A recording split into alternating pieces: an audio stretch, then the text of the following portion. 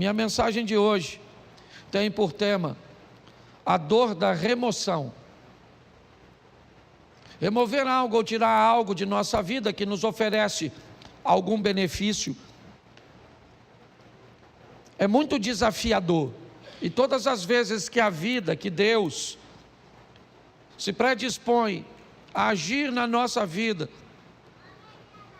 para que algo ou alguém seja removido dela, essa remoção, ela vai causar dor, por medo, por sentimento de posse, ou simplesmente por conforto. Normalmente as pessoas não têm dificuldade, principalmente na igreja. Você quer colocar alguém num cargo, ninguém normalmente não te pergunta por que você está colocando essa pessoa no cargo. Aliás, ela é até perfeitamente capaz de entender que ela só está sendo colocada nesse cargo porque Deus a colocou naquele local. Mas se você precisar remover essa pessoa do cargo, normalmente ela quer uma série de informações, de justificativas para cujas quais ela está sendo removida, retirada de uma função, porque na maioria das vezes, quando algo precisa ser retirado da nossa vida, essa remoção, ela vai nos trazer algum desconforto, alguma dor. Porém, nós precisamos entender que depois que sai da nossa vida aquilo que tem que sair, só então estaremos prontos para avançar para a próxima fase. Quando nós somos capazes de entender isso, fica mais suave, menos doloroso ver pessoas partirem, ver empregos ficarem para trás, ver situações cujas quais achávamos vantajosas, expressivas e significativas partirem. Às vezes sequer elas ficam por muito tempo, porque não é o nosso destino, é apenas uma fase da nossa vida. A Bíblia inúmeras vezes nos dá exemplos sobre isso. Quando nós vemos a história da mulher de Ló, o que ela tem? Ela tem um apego àquilo que está ficando para trás. Ela está sendo arrancada, removida de sua casa, de seus pertences. Ela só está saindo basicamente com a roupa do corpo. Então a dor dessa remoção, o apego àquilo que ela está deixando para trás, faz com que ela olhe para trás, mesmo diante de uma ordenança de cuja qual ela não deveria fazer isso, ela faz desobedecendo, e sabe o que acontece? Ela não tem mais futuro, ela é paralisada por aquilo. Aquela é uma situação que a paralisa. Mas pastor, muitas vezes nós precisamos retornar, precisamos dar uma olhada, sim, mas não precisa ser num looping onde você retorna onde estava. O movimento pode parecer o mesmo, nós podemos fazer isso numa espiral, onde você volta ao mesmo lugar que estava antes, somente não é na mesma altura. Volta, mas você sabe, quando um avião pequeno, ele precisa decolar num ambiente montanhoso, você sabe o motivo pelo qual o avião do grupo Mamonas Assassinas colidiu com a Serra da Cantareira? Porque ele não tinha força suficiente para decolar como um jato. Não havia nele potência o suficiente para alcançar uma altura. O piloto deveria ter decolado utilizando um sistema de espiral. Decolaria mais baixo, então retornaria e ganharia altura para que conseguisse transpor aquele obstáculo, aquela serra. Quando a vida vai tirar algumas coisas de nós, que ela precisa tirar, e é isso que eu vou te mostrar em 3 exemplos, nós precisamos estar preparados para lidar com essa dor da perda, da separação, com a remoção, né, de algo ou de alguém que precisa ser retirado da nossa vida, porque senão nós não vamos transicionar de fase. Há quanto tempo você não muda de fase na sua vida? Há quanto tempo coisas ruins não acontecem, mas também não acontecem coisas boas? Quando você vive num dinamismo, é lógico que nem sempre coisas boas vão acontecer. A dinâmica da vida traz consigo coisas ruins, mas coisas boas também acontecem. E nós vamos vivendo e crescendo, evoluindo. Mas se nós não soubermos lidar com essa situação, nós vamos ter problemas. O primeiro texto que eu quero usar é um exemplo disso num milagre. Segundo o livro dos Reis, capítulo 4, verso de número 4. Põe para mim na tela, por favor. Segundo o livro dos Reis, capítulo 4, verso 4. Depois entra em casa, fecha a porta atrás de você e dos seus filhos, e derrame o azeite em todas aquelas vasilhas, e ponha à parte as que forem ficando cheias. Preste atenção na exposição desse milagre, no que a Bíblia está narrando. O milagre está acontecendo, mas todas as vezes que uma botija de azeite se enche, o que esta mulher tem que fazer é retirar essa botija, colocar uma outra no lugar e colocar essa botija para trás. Então, enquanto essa está enchendo, assim que essa enche, ela remove essa e coloca essa para que se encha.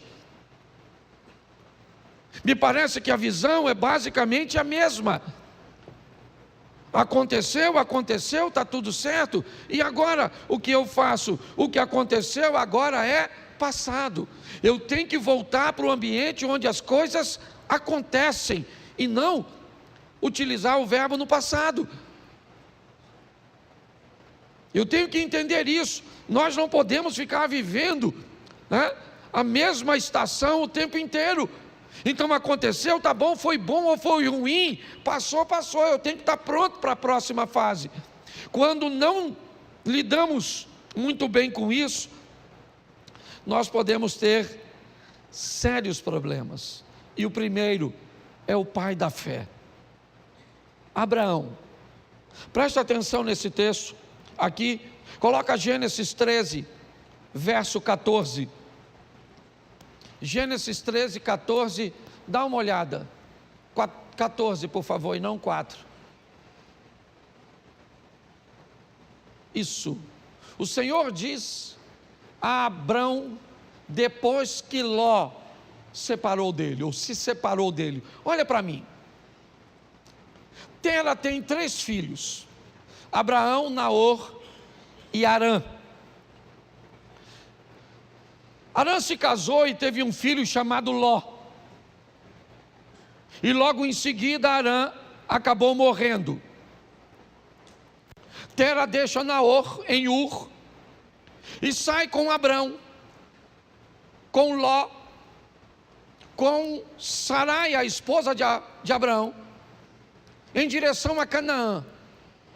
Mas eles fazem uma parada em Harã e permanecem ali um tempo. Ali, o pai de Abraão, Tera, acaba morrendo. O que Abraão tem agora é apenas seu sobrinho Ló. É apenas um sobrinho. Ele não está mais em Ur, não. O texto é claro.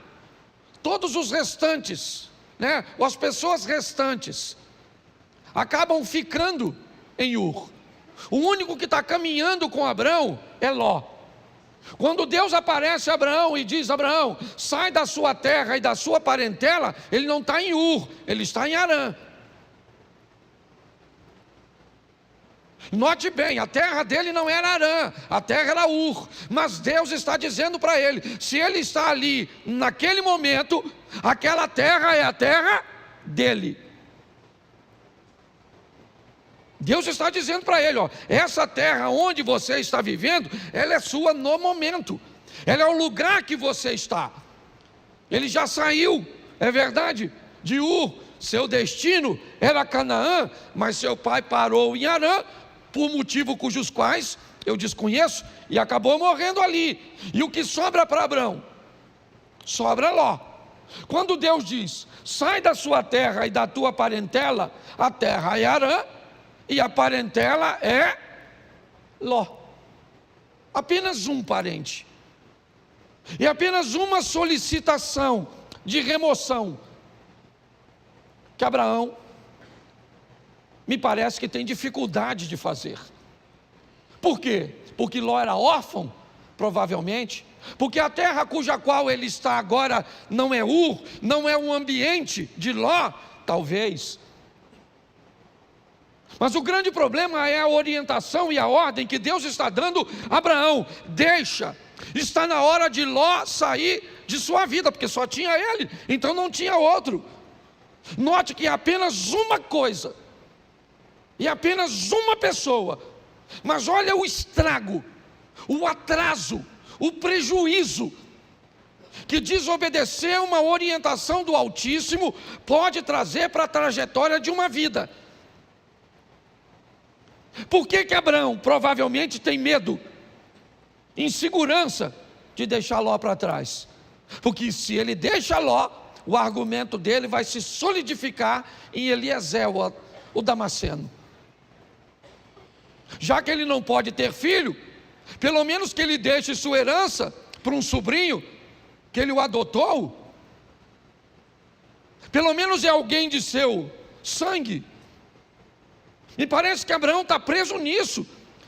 Na hora de remover Ló é muito doloroso. Por quê? Porque ele é a minha segurança no que diz respeito ao futuro. Se não for ele, como é que vai ser? Pois é. Às vezes quando Deus quer remover algumas coisas cujas quais somos apegados demais, sem ela não veríamos uma saída. O que eu vou fazer? Como é que vai ser? É a única coisa que eu tenho, é a única corda que eu tenho para me segurar. E Abraão leva Ló com ele. Ele não consegue se apartar de Ló. E eu confesso a vocês que fora a sensação de ver seu sobrinho enriquecer, Ló não traz mais nenhuma alegria para a vida e ministério de Abraão. Nenhuma. Se você for olhar a história, é só problema, é só dificuldade, é só adversidade. Até que chega um momento que Deus diz: Abraão, não tem mais como. E aí entra o verso, coloca o verso 13 por favor, desse texto.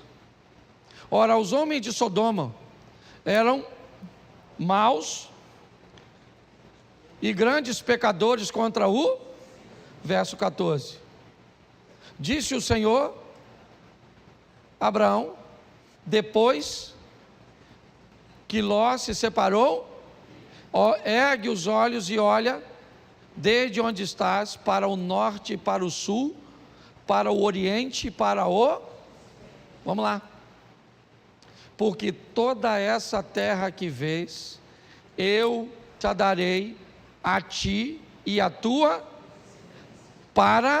preste atenção, isso só acontece depois que Ló vai embora. Olha só, Abraão era rico, sim ou não? Sim.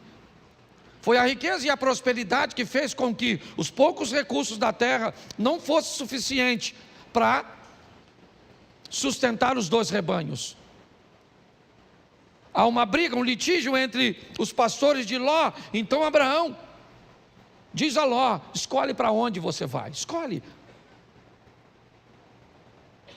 Decida para onde você quer ir. Note que Abraão não está preocupado com a direção, ele está preocupado com a companhia. Enquanto Ló caminha para Sodoma e Gomorra, lembra o verso 13? O que tinha lá? Homens que viviam em grandes pecados. Abraão não. O caminho de Abraão era outro. A rota de Abraão era outra. Abraão estava disposto a andar com Deus. Era isso. Quando olhamos essa história, o que descobrimos? Que o pai da fé estava apegado e tinha dificuldade de se libertar de coisas, e aqui, de laços familiares. Entenda o que eu vou falar agora. O corte do cordão umbilical, o rompimento da sua vida para com a sua família, para viver a sua própria história, precisa acontecer. É importante que você entenda isso. Existe uma nova fase para você, e você precisa estar pronto a retirar ou a permitir que isso aconteça. Se dependesse de Abraão, ele não tiraria. Mas a prosperidade dos dois foram tanta que a terra está dizendo para eles: vocês não têm como viver juntos. Então ele diz: então você vai embora. E o texto diz que assim que Ló sai da vida de Abraão, Deus disse: agora levanta os teus olhos e olha. Agora dá uma olhada. Agora não há limite. Finalmente eu posso fazer na sua vida tudo aquilo que eu sempre quis fazer. Só não conseguia fazer antes porque você ainda estava aprisionado. É importante, eu não sei qual é a prisão ou aquilo que precisa ser removido da sua vida. Eu sei que tem coisas, e principalmente quando o assunto são questões familiares, principalmente, é romper com uma mãe para dar um outro nível para o casamento. É romper com um filho para dar um outro nível para o casamento. Pare e pense. Muitas vezes nós precisamos, não é abandonar, não. Você vai ver o que Abraão ainda vai fazer mais à frente. Mas é importante que nós entendamos isso, que depois que Ló sai da vida de Abraão, as coisas tomam um rumo totalmente diferente. Então, por mais doloroso que seja, esteja pronto para viver essa remoção. Deixa eu usar a segunda, que eu não posso deter muito tempo. Jonas 1,15. Jonas capítulo 1, verso de número 15. Levantaram Jonas e o lançaram ao mar, e cessou o mar da sua fúria. Preste atenção. Um barco está para afundar, e Jonas está nele. Qual é o problema da tempestade? É Jonas. Qual é o motivo de tudo aquilo que está acontecendo? É Jonas. Por que Jonas está ali? Porque o capitão do navio está ganhando dinheiro com Jonas. Jonas está ali porque comprou uma passagem. Jonas está ali porque tinha uma grana para comprar uma passagem para entrar nesse barco. Mas ele é um desobediente, está certo? Mas ele está trazendo dinheiro. Mas eu não sei quem ele é, tudo bem, não quero saber. Ele está trazendo uma grana, ele está trazendo uma lucratividade, e pautado nessa lucratividade, eu não sou capaz de selecionar quem entra na minha vida. Deixa eu fazer uma pergunta para você: quanto custa para entrar na sua casa? Quanto custa para entrar na sua família? Quanto custa? Qual é o preço de um ingresso da sua intimidade? Pare e pense. Por causa da entrada de Jonas, o capitão do navio, que não é profeta, ele não desobedeceu a Deus, não. Ele cometeu algum pecado quando vendeu o ingresso do barco dele para o Jonas? Sim ou não? Claro que não. Mas não interessa, tem alguém dentro da vida dele, tem alguém dentro do barco dele que está trazendo aquela tempestade. É só uma questão de tempo até ele afundar. Você sabe o que ele faz, o capitão do navio? Ele pega toda a carga e joga fora. Ele precisava perder a carga? Não, o problema era a carga, o problema era Jonas. Mas ele perde a carga. Porque pessoas perdem aquilo que não precisava perder, quando não querem tirar o que precisa ser retirado. Você não quer tirar esse comportamento? Então tá bom. Perde o casamento, perde a intimidade, perde a paz. Mas sabe por que Jonas saiu do barco? Porque o capitão procurou. O capitão está procurando, me parece alguma coisa para jogar fora. O que ele quer é aliviar o barco, já perdeu a carga, é verdade, mas a tempestade continua, então ele vai no porão, ele desce no porão do navio. Eu já falei isso aqui, ele desce no porão do navio, e lá no escuro do porão, deitado num lugar, está o Jonas. Porque aquilo que às vezes vai te levar para o fundo, não está na luz no convés, está no porão, escondido, quietinho. O que ele está estabelecendo em você, um comportamento, uma postura comportamental, que destrói seus relacionamentos, que impede você de ter relacionamentos sadios. Mas quando ele procura, a Bíblia diz: aquele que pede recebe, aquele que busca, acha. Então ele não está buscando, ele achou, pegou o Jonas, levou o Jonas no convés, o interrogou, e Jonas disse: não era para eu estar aqui, era para eu estar onde? Em Nínive, cumprindo a minha missão. Mas eu desci a Jope, peguei, certo? Comprei um ingresso, uma passagem, entrei no seu barco para ir para Tarsis, para a Espanha. E agora? A tempestade está lá, Jonas diz que ele é o culpado. Mas e agora? O texto diz que o capitão está com medo de jogar Jonas fora. Quem é esse cara? Não é quem ele é a missão que ele precisa executar. Não tem a ver com ele, é com o propósito de Deus na vida dele. Ele se torna importante por causa do propósito. E aquele homem olha e diz: eu não vou remover esse cara do meu barco, eu estou com medo de jogar esse cara fora. Eu jogo esse cara fora e, não quer jogar? Então tá bom. Eu sei o que é isso muito bem. Eu trabalhei 12 anos numa empresa, foi lá que meus filhos nasceram. Lá eu me casei, eu não tinha um carro, eu usava o carro da empresa. Tudo girava em torno daquele lugar.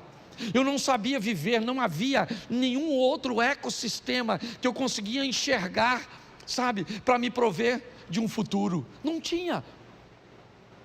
Não havia possibilidade, eu não conseguia enxergar. Eu sei hoje que existia, tanto existia que eu estou onde eu estou, mas na época eu não via. Eu estava totalmente apegado, e Deus usando todas as estratégias para me remover. Ele me tirou com mão forte de um lugar que eu não queria sair. Eu não estava vivendo em pecado, não, eu só não estava onde Deus queria que eu estivesse. Mas aqui eu não quero falar de Jonas, eu quero falar do capitão.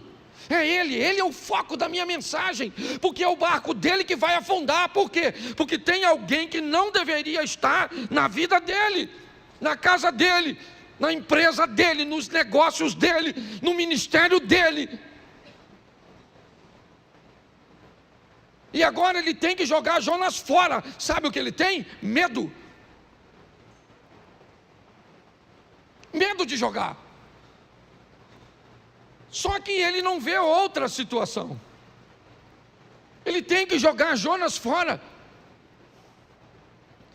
Verso 15: e levantaram a Jonas e o lançaram e cessou a sua.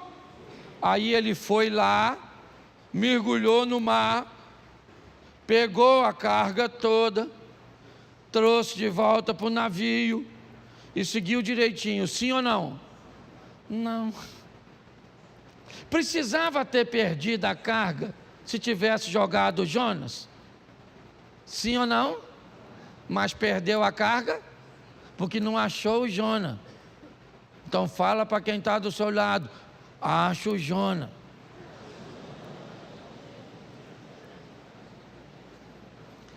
Entendeu, querido? Acho que Deus está falando com alguma pessoa aqui hoje. Certo? Você nem tem barco, mas tem Jonas. Tá certo? Ah, pastor, descobri hoje. O meu Jonas é o meu marido. Se Jonas é o seu marido, eu vou te dar uma notícia, dona. Afunda. Porque tem gente, que a turma que já está brigando, né? Fala, pastor, nossa, remoção. Nossa, podia sair morto. Mas afogado serve. Você está rindo, mas o assunto é sério. Dá uma olhadinha, gente. Porque eu creio que Deus está falando conosco, amém? O terceiro, Gênesis 37, verso 28. 37, 28 de Gênesis. Isso. E passando os mercadores midianitas, os irmãos de José o alçaram e o tiraram da cisterna e o venderam por 20 ciclos de prata aos ismaelitas. E esses levaram José ao... Preste atenção, quando Deus precisa tirar você de um lugar onde a sua visão é diferente da visão dos outros. Por favor, se você veio para essa igreja, certo, e você não quer se encaixar nessa visão, essa é uma mensagem extraordinária para você.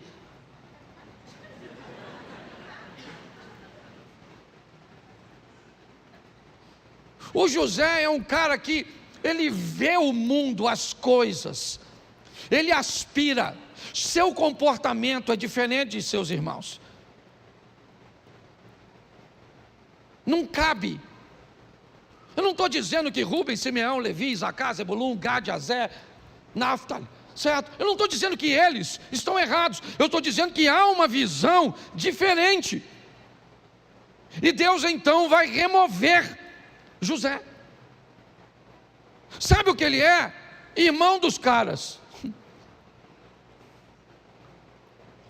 Sabe, ele vai ser vendido como? Repita comigo, é melhor ser um escravo na mão de estranhos do que irmão de uma família de invejosos. O dono do escravo, ele quer o quê? O que ele quer com o escravo? Ele quer o quê? Lucrar, sim ou não? Então, para o dono do escravo, quanto mais ele lucrar, melhor. O que o escravo vai fazer lá na frente, se o escravo amanhã se tornou governador do Egito, o cara não quer saber. O que ele quer saber é o quanto ele ganhou quando vendeu o escravo. Mas um ambiente de invejoso, ele está preocupado com o que você pode se tornar no futuro. É isso que vai incomodá-lo. Então o propósito,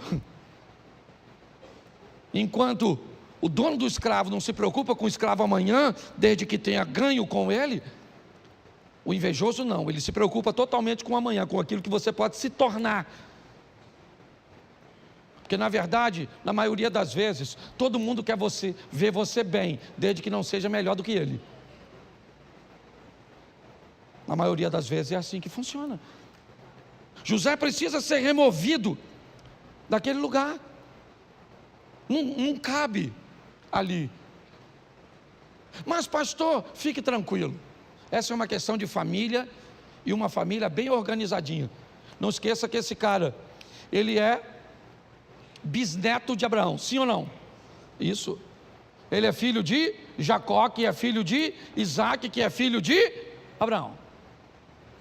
Essa é uma história sensacional no que diz respeito à família. Por quê? Porque José é vendido pelos irmãos aos ismaelitas e vai para o Egito, como nós lemos o texto. No Egito, então, ele se torna governador e depois de anos, seus irmãos vêm morar numa terra que ele conquistou para seus irmãos. Olha só, nessa história, os irmãos de José cabem na vida de José naquele momento que ele está lá?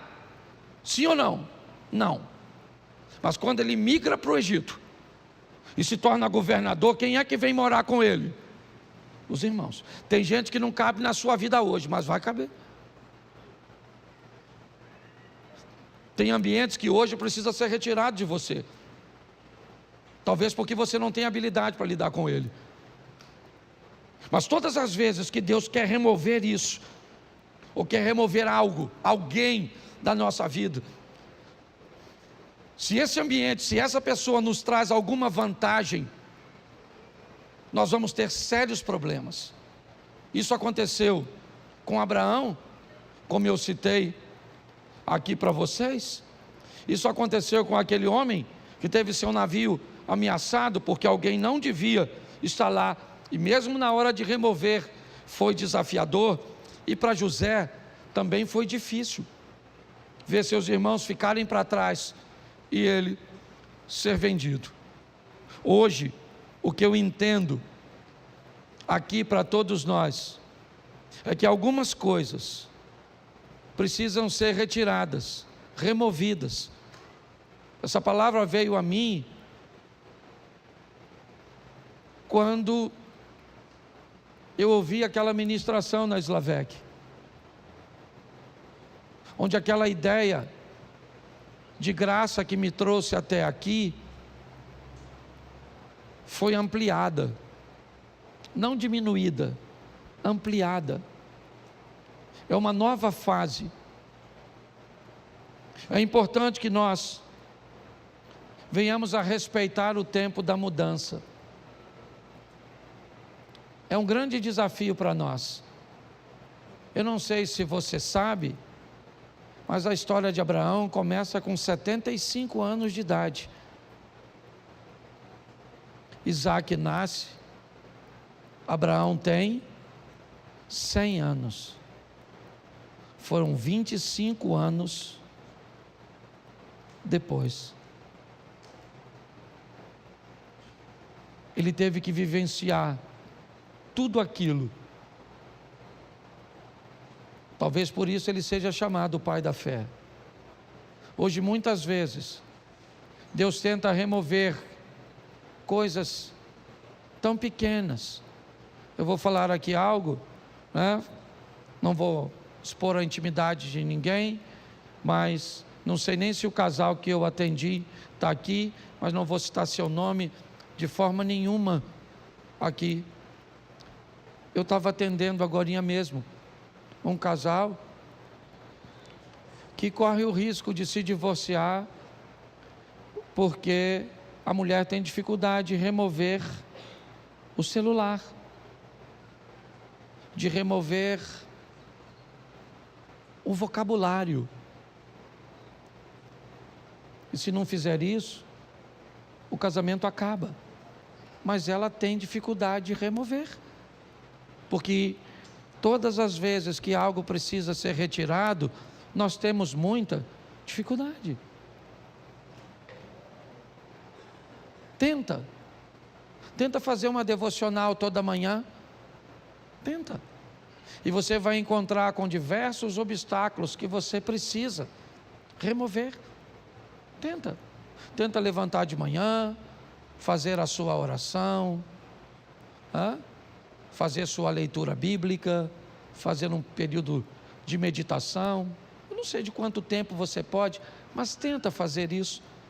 A probabilidade de você não conseguir é muito grande, porque para colocar essas coisas em prática, você vai ter que remover outras coisas que você já faz e que lhe oferece conforto.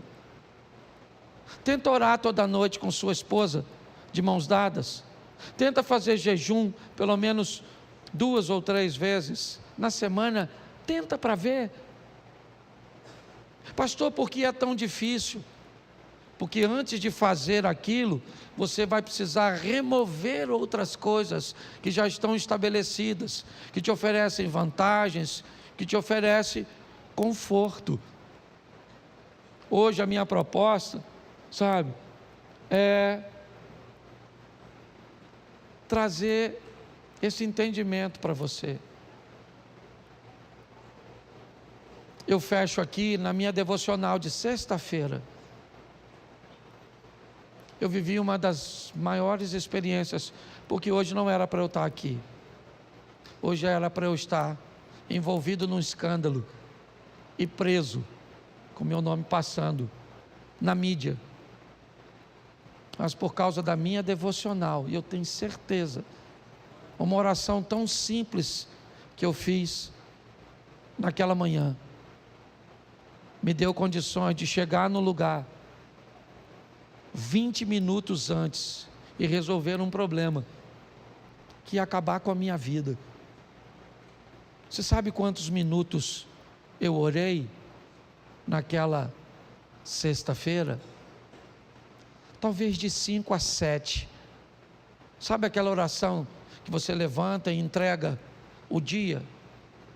Sabe, Senhor, toma esse dia, toma isso, toma aquilo, oro para o fulano, para o ciclano, aquela coisa.